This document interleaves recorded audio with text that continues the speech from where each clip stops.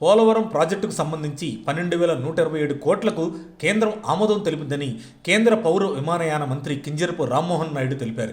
రాష్ట్రం విడిపోయిన తర్వాత ఏర్పడిన టీడీపీ పాలనలో పోలవరం ప్రాజెక్టు నిర్మాణం 74% పూర్తయిందని, ఆ తర్వాత జగన్ పాలనలో పూర్తిగా పడకేసిందని విమర్శించారు. పోలవరం పూర్తి చేసేందుకు సీఎం చంద్రబాబు ఎంతో కృషి చేస్తున్నారని తెలిపారు. చంద్రబాబు మాట్లాడుతూ పోలవరం ప్రాజెక్టు తొలి దశకు 12,127 కోట్లు ఇచ్చేందుకు మోదీ ప్రభుత్వం అంగీకరించిందని ముఖ్యమంత్రి చంద్రబాబు నాయుడు వెల్లడించారు.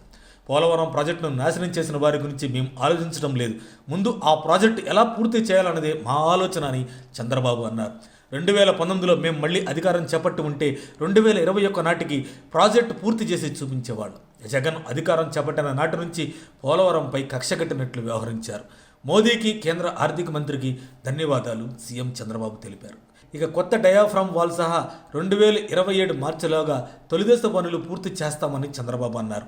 మేఘా బావర్ కలిసి డయాఫ్రామ్ వాల్ పూర్తి చేసేలా ఒప్పందం, పాత టెండర్ల ధరలకే పనులు చేయించే ఆలోచనలో చంద్రబాబు నాయుడు గారు ఉన్నారు. ఇక ఈ నిధులతో కొత్త డయాఫ్రామ్ వాల్ నిర్మాణం సహా మిగిలిన హెడ్ వర్క్స్ పనులు 2027 మార్చి నాటికి పూర్తవుతాయని ప్రకటించారు.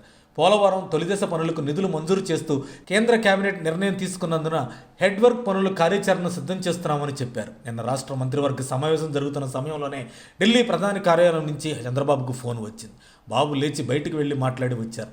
కేంద్ర మంత్రివర్గ సమావేశంలో పోలవరం మొదటి దశకు నిధులతో పాటు రాష్ట్రంలో 4 పారిశ్రామిక పార్కులకు కూడా కేంద్ర మంత్రివర్గం ఆమోదం తెలిపిందని, కొప్పర్తి, ఓరవకల్లు, కృష్ణపట్నం, నక్కపల్లి పార్కులకు ఆమోదం వచ్చిందని మంత్రులతో చెప్పారు. దీంతో వెంటనే చంద్రబాబు విలేకరుల సమావేశం నిర్వహించారు. పోలవరం ప్రాజెక్టుకు, పారిశ్రామిక కారిడార్లకు ఆర్థికంగా కేంద్రం సహకరిస్తోందని, ఇందుకు ప్రధానికి, ఆర్థిక మంత్రికి ధన్యవాదాలు తెలుపుతున్నానని చెప్పారు. ఆంధ్రప్రదేశ్తో పాటు పోలవరం ప్రాజెక్టుకు కూడా 2019లో జగన్మోహన్ రెడ్డి రూపంలో శనిగ్రహం ఆవహించిందని చంద్రబాబు విరుచుకుపడ్డారు. సీఎంగా ప్రమాణ స్వీకారం చేసిన వెంటనే రివర్స్ టెండరింగ్ పేరిట పోలవరం కాంట్రాక్టర్లను మార్చేశారని, 2019 నుంచి 2021 నవంబర్ దాకా అసలు పనులే చేయలేదని, దాని ఫలితంగా 2020లో వచ్చిన భారీ వరదకు డయాఫ్రామ్ వాల్ దెబ్బతిందని ఆగ్రహం వ్యక్తం చేశారు. జగన్ ప్రభుత్వ నిర్లక్ష్యం కారణంగా వరదలకు ఈ డయాఫ్రామ్ వాల్ దెబ్బతిన్నట్లు తేలిందన్నారు. టీడీపీ అధికారంలో ఉండగా 74% పనులు పూర్తి చేశామని, ప్రతి సోమవారం పోలవరం ప్రాజెక్టుపై సమీక్షించామని, దీన్ని పూర్తి చేయడం నా ప్రధాన లక్ష్యమని పేర్కొన్నారు. కేంద్రం మంజూరు చేసిన 12,127 కోట్లతో డయాఫ్రామ్ వాల్ నిర్మాణం పనులకు నిధులు ఉన్నాయి. ఈ నిధులతో కొత్త డయాఫ్రామ్ వాల్ నిర్మాణం పూర్తి చేస్తూనే ఎర్త్కమ్ రాక్ఫిల్ డ్యామ్ను కూడా నిర్మిస్తామని, 2027 మార్చిలోగా మొదటి దశ పనులు పూర్తి చేస్తామని తెలిపారు చంద్రబాబు. 2022లో వాల్ మరమ్మతుల కోసం పిలిచిన టెండర్లకు 675 కోట్లకు మెగా ఇంజనీరింగ్ సంస్థ దక్కించుకుంది.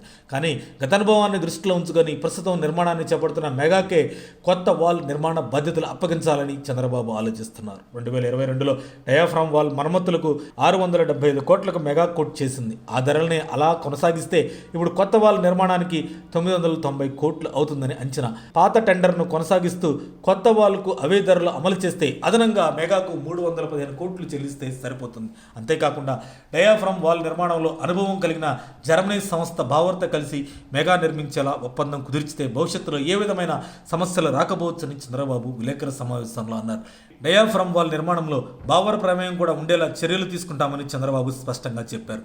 పోలవరం ప్రాజెక్టు కృషి చేసిన చంద్రబాబుకు, నిధులు విడుదల చేసిన కేంద్ర ప్రభుత్వానికి చప్పట్లతో, హర్షధ్వానాలతో కూటమి మంత్రులు ధన్యవాదాలు తెలిపారు.